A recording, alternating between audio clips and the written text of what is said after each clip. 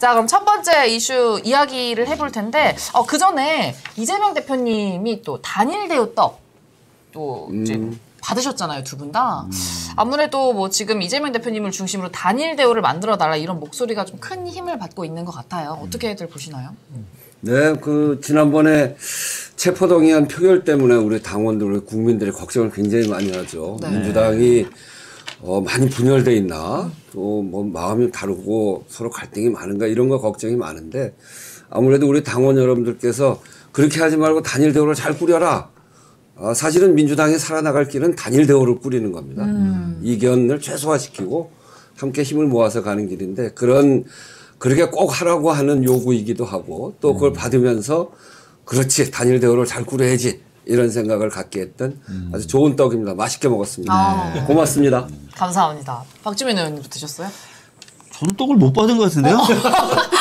왜 안 주시는 겁니까? 어머 못 받으셨어요? 원래 단일 대우라서. 아니면 혹시 근데 그거는 내가 보니까 왔는데 다 줬는데 네. 그거를 제가 최근에 거기 의원실 못 들어왔어요. 그래서 그랬을 거예요. 그래서 바깥을 돌아다니고. 그래서 그렇네. 다 주셨을 거예요. 오늘도 제가 의원실 못 갔어요. 그럼 거기 떡이 곧 잘 있을 거예요. 박주민 의원이 바쁜 척하는 거예요. 여기서 제일 바쁘신 거 아니에요? 네? 자, 아마 의원실에 돌아가시면 떡이 잘 기다리고 있을 겁니다. 자, 그러면 이제 본격적으로 시작을 해볼 텐데요. 자, 먼저 첫 번째 이슈는요. 두고두고 역사에 남을 것 같습니다. 그렇죠. 많은 분들이 화를 참지 못하셨을 텐데 강제동원 피해 보상안 얘기부터 시작을 해보겠습니다. 일단 피해 보상안 내용. 우원식 의원님께 먼저 여쭤보고 싶은데 독립운동가 김한 선생님의 또 외손자시잖아요. 어떻게 보셨나요? 정말 납득이 안 되는데 피해자가 가해자한테 무릎 꿇은 거 아니에요. 네. 그리고 우리 대법원 판결을 통해서 개인 청구권이 있고 이 침략은 잘못된 것이다. 이렇게 우리 사법부가 판결을 한 건데 완전 무시한 거거든요. 그러니까 상권 분립을 무시한 거예요. 그리고 국가 주권이라고 할 수 있는 사법 주권을 버린 아주 굴욕적인 그런 협상이죠. 인권위원장의 성명이라고 하는 건 정말 1년이면 한두 번 나올까 말까. 그것도 무슨 사안이 생기면 깊이 고민해갖고 최종 결론 내리듯이 하는데 요번 일은 우리 인권위원장께서 나오자마자 즉각 성명을 냈어요. 이 강제동원에 관해서는 이거는 돈 몇 푼의 문제가 아니라 인간의 존엄성에 관한 문제인데 이건 정말 잘못됐다. 이런 성명까지 나왔어요. 저희 외조부가 김한 선생인데 의열단을 하신 분이거든요. 할아버지가 지금 무덤에서 벌떡 일어날 일입니다. 아마 할아버지가 살아 계셨으면 무덤에서 벌떡 일어나서 다시 의열투쟁을 해야 되겠다. 이런 생각이 들 만큼 정말 굴욕적이고 잘못된 협상이죠. 맞습니다. 분노를 참을 수가 없는 분들이 많으셨을 텐데 지금 윤 정부의 피해 보상안, 피해자들이 바란 사과와 보상과 관련된 내용도 틀렸다, 방법도 틀렸다 이렇게 지적이 나오고 있거든요. 박주민 의원님 이쪽이시죠? 죄송합니다. 어떻게 보셨어요? 괜찮아요. 자주 헷갈려 주세요. 기분 나쁘실 때지만.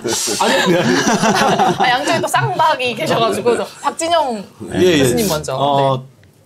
저는 이제 이게 법률적인 좀 접근을 해보고 싶은데요. 대법원 판결이 나왔는데 이게 정부가 어겼잖아요.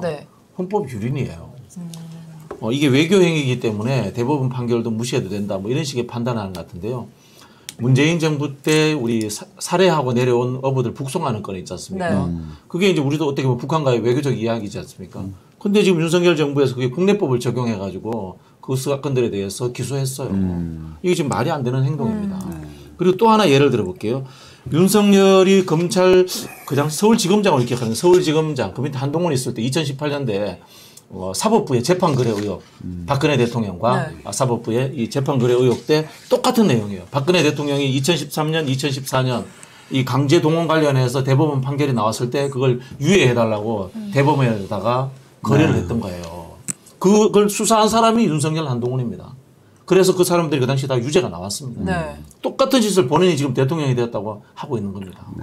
제가 봤을 때는 그래서 이거는 헌법 파괴 행위고 직권 남용일 수 있다. 그런 생각이 들고요. 또 한편으로 우리 이제 피해자들 이야기하는데요. 왜 피해자들이 가지고 있는 개인 주권이지 않습니까? 주권을 국가가 함부로 뺏어습니까? 피해자들의 동의가 없이 이거 손해보상을 청구한다는 게 말이 안 되지 않습니까? 그런 부분에서 저는 이게 헌법 정신을 유린하고 있다 이런 생각이 듭니다. 근데 이 방안을 그냥 법리적으로만 보면요. 일본과 전혀 상관없이 우리 정부가 우리 피해자들에게 뭔가를 하겠다. 네. 안 되든 모든 책임 우리 정부와 우리 기업이 지겠다. 이거예요.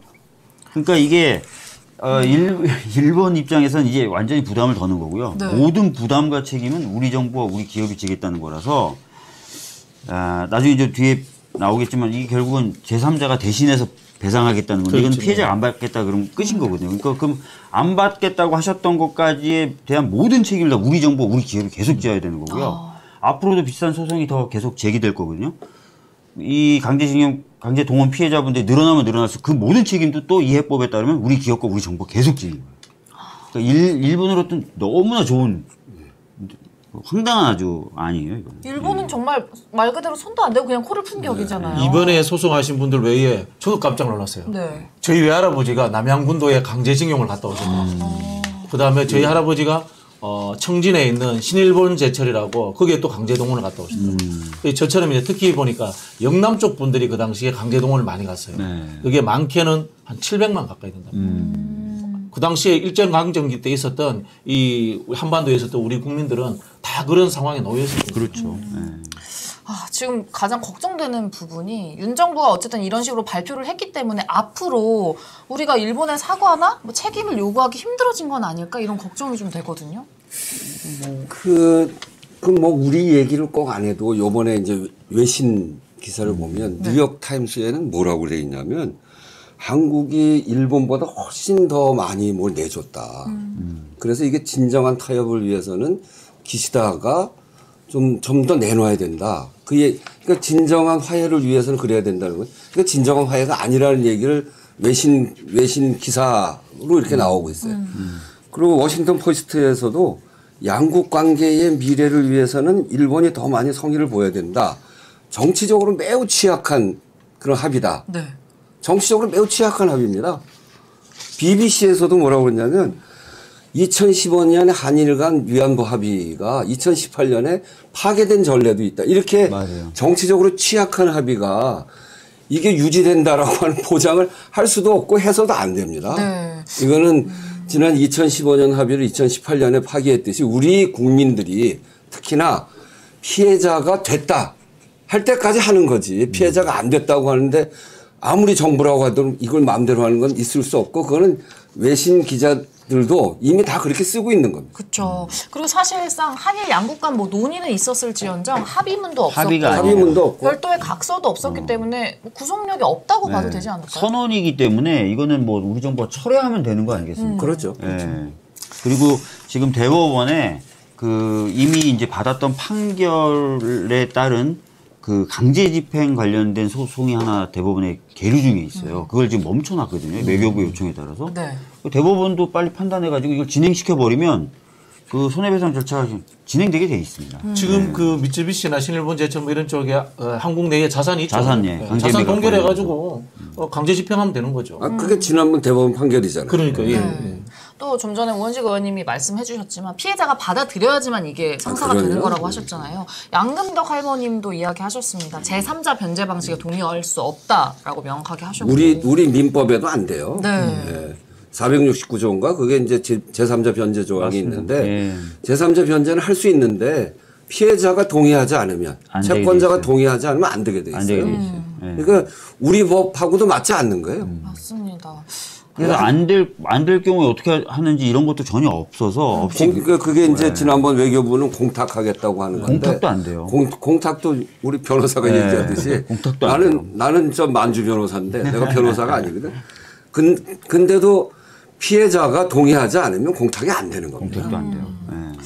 너무 충격적이네요. 지금 사실상 그 전까지는 우리가 일본 전범 기업이나 일본 정부를 상대로 싸워왔는데 이제는 우리 정부를 상대로 싸워야 돼요. 네. 국가를 상대로, 조국을 상대로 싸워야 되는 상황이니까 이걸 뭐 국가의 2차 가해다 뭐 이렇게 보시는 분들도 있고요. 국가의 2차 가해죠.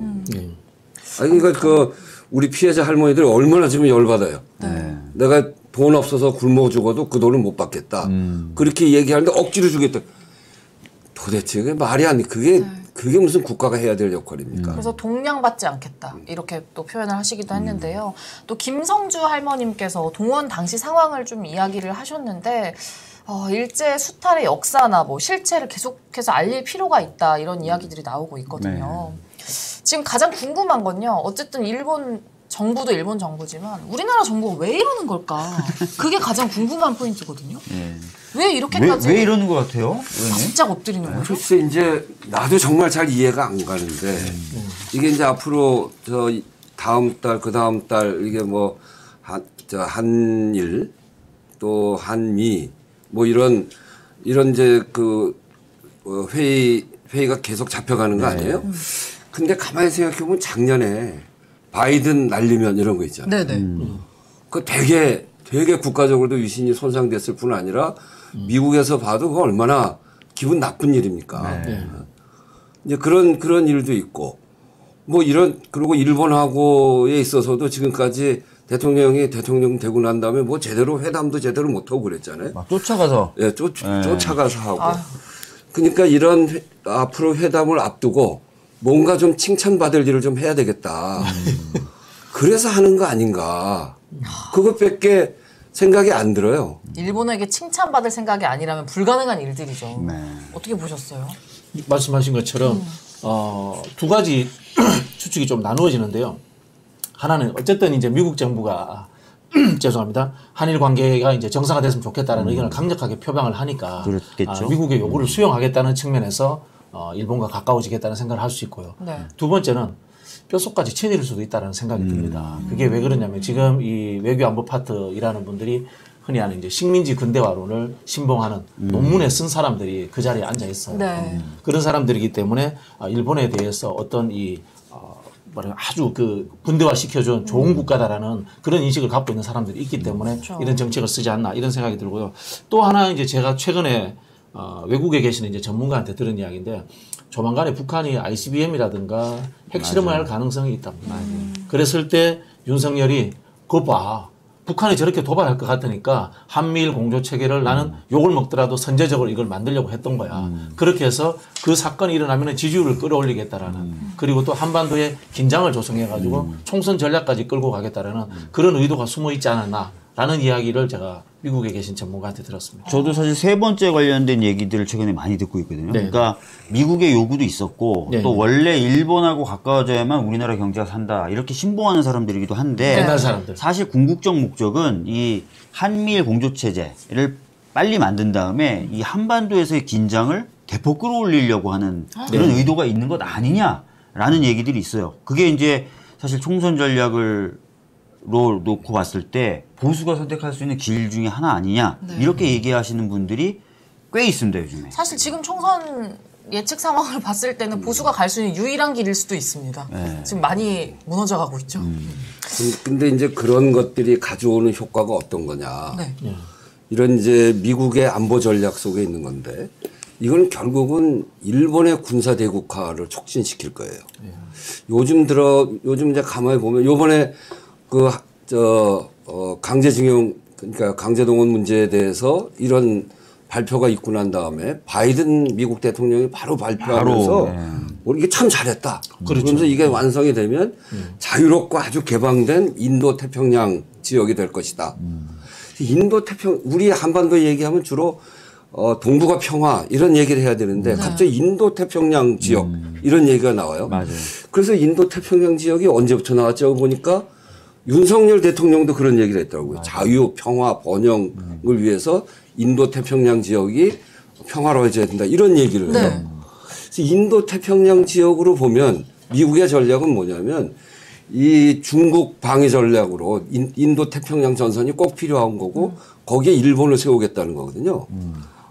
그래서 일본을 세우면 거기에 한국은 종속 변수가 되고 그러니까 일본이 군사 대국화 하는 길로 가는 것이고 우리는 거기에 밑으로 들어가는 꼴이죠. 그러니까 일본이 그렇게 되면 소위 인도 태평양 전략이라고 하는 미국의 전략 속에서 그게 중국 방어 전략이거든요. 그러니까 중국을 방어하기 위해서 일본을 키우고 한국을 그 밑으로 넣겠다라고 하는 게 미국의 구상인데 그래서 한국과 일본이 친해지라는 거예요.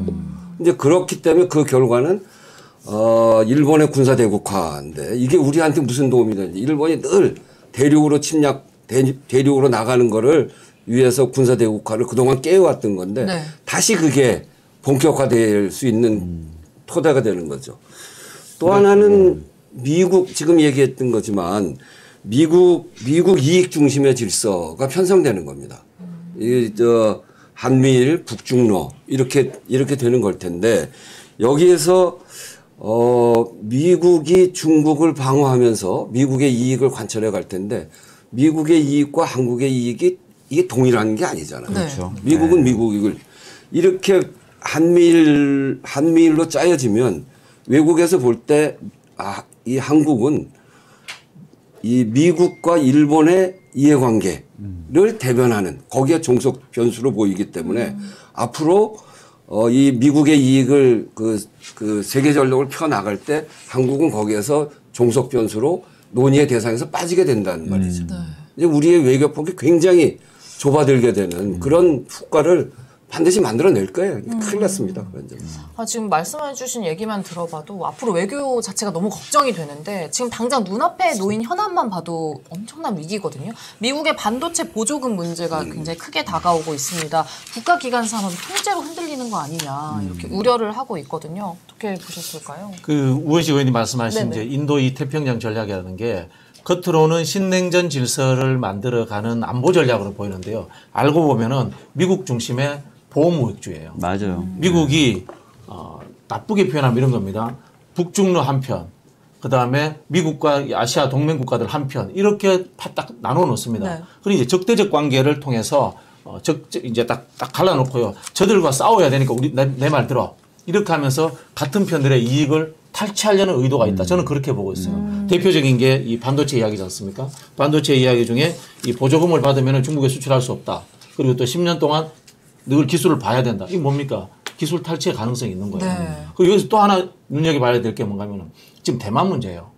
우리는 이제 우리 언론을 통해서 보니까 대만의 위기라는 것이 중국에 의해서 고조됐다고 생각하는데요. 중국에 의해서 고조된 위기는 늘 있어 왔습니다. 근데 지금에 와서 대만 위기가 더 커진 이유는 미국이 과도하게 개입을 합니다. 네, 맞아요. 대만 해협에 항공모함이 지나간 적도 있습니다. 이게 뭐겠어요? 우리 아시아 태평양 지역에서 반도체로 먹고 사는 큰 나라가 두 개 있어요. 경제적으로 큰 나라가 한국하고 네. 대만이 TSMC. 미국은 실리콘밸리가 있기 때문에 원천 기술은 있단 말이에요. 근데 제조 기술은 없어요. 제조 기술을 갖고 있는 게 한국하고 대만이거든요. 자, 대만이 위험해진다. TSMC 같은 기업이 어떤 생각하겠어요? 우리도 그러면 자본을 미국으로 좀 분산시킬까? 그런 생각을 하게 된답니다. 그럴 가능성이 있겠죠. 그죠? 그럼 미국의 일자리가 생기는 거예요. 이거는 또 한편으로 보면은 바이든의 재선 전략일 수도 있다. 그런 생각이 듭니다. 지금 TSMC가 미국에도 공장을 짓고 있고 일본에도 공장을 지려고 하고 있대요. 그래서 미국의 기술, 그다음에 일본의 소부장 기술, 그다음에 TSMC의 설계력, 생산력 이런 것들이 좀 합쳐지면서 반도체도 그쪽으로 좀 빠르게 재편이 좀 되려고 하고 있고요. 그 구상 속에서 우리나라는 사실 하위 파트너 정도로 생각을 하고 있다는 거예요. 그러니까 전반적으로 지금 우리나라가 국제 질서 재편이 되는 가운데 미국과 일본의 하위 파트너 정도로 들어가는 그런 흐름이 있고 이 지금 그 배상 방안 같은 경우도 그런 것들을 위한 어떤 초입 들어가는 길을 좀 만들어주는 거 그런 것일 가능성이 크다는 거죠. 네. 이게 이제 미국의 보호무역주의가 아주 구체적으로 드러난 게 IRA법이잖아요. 네. 그 미국 내에다가 공장을 지으면 지원해주겠다 이런 건데 특히 이제 반도체 같은 경우 최근에 반도체 지원법에 보면 390억 불까지 이제 지원금을 만들겠다는 건데 그 중에 1억 5천만 불을 지원받는 기업에 대해서 그러니까 미국으로 들어와서 공장을 차리고 1억 5천만 불 지원받는 그 회사에 대해서는 거기가 이득을 많이 남기면 거기에 초과 이익을 환수하겠다는 거예요. 75%까지 환수. 그게 이제 지원해주면 공장 짓는데 도움이 되니까 좋은데 이익을 많이 내려고 하는 거 아니겠어요? 이익을 자기네들이 정한 것보다 많이 내면 75%까지 환수하는데 이거를 보증금을 받으려면 뭘 해야 되냐면 그 회사의 재무 상태, 실적 전망치, 그리고 영업 기빈이 생산 설비와 거기에 들어가는 원료명 이런 걸 다 내야 돼요. 그리고 미국의 안보기관에서 우리가 그걸 보겠다. 정보에 대해서 접근하겠다. 그러면 접근하게 만들어줘야 돼요. 네. 그러니까 미국이 갖겠다는 거죠. 그렇죠. 그리고 10년 동안 중국이나 미국이 찍은 나라에 투자하는 건 못하게 하겠다. 이거 우리가 지금 투자한 거에 그 이득을 많이 내는 데가 중국하고의 관계고 네. 제일 수출 무역국이 중국이잖아요.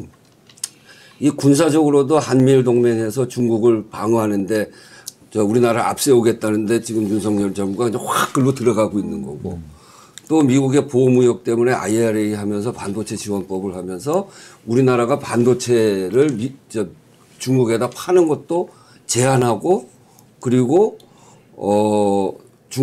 중국에다가 투자하는 것도 막겠다. 네. 이런 거예요. 그러니까 우리가 중국하고의 관계가 이제 끊겨가는 지금 우리가 최근 1년 동안 계속 무역 적자를 봤단 말이에요. 맞습니다. 거기에 가장 중요한 이유가 중국하고의 관계가 윤석열 정부가 점점 나쁘게 하면서 관계가 점점 멀어지고 어려워지고 하는 건데 그걸 미국이 완전히 그렇게 끊어가겠다는 거기 때문에 한국의 반도체 산업이 매우 심각한 상황으로 지금 가고 있어요. 좀 너무 걱정을 하시는 분들이 많은 것 같아요. JH님이 내 생애 처음으로 나라를 걱정하는 중이라고. 아니 그러니까 우리가 이제 눈 떠보니 선진국이 됐는데 네. 윤석열 정부 지나서 1년 지나고 나서 눈 떠보니 후진국이 됐네. 맞습니다. 그 전문가들은 반도체 업계 같은 경우에는 반년 정도다 한 이 정도면 네.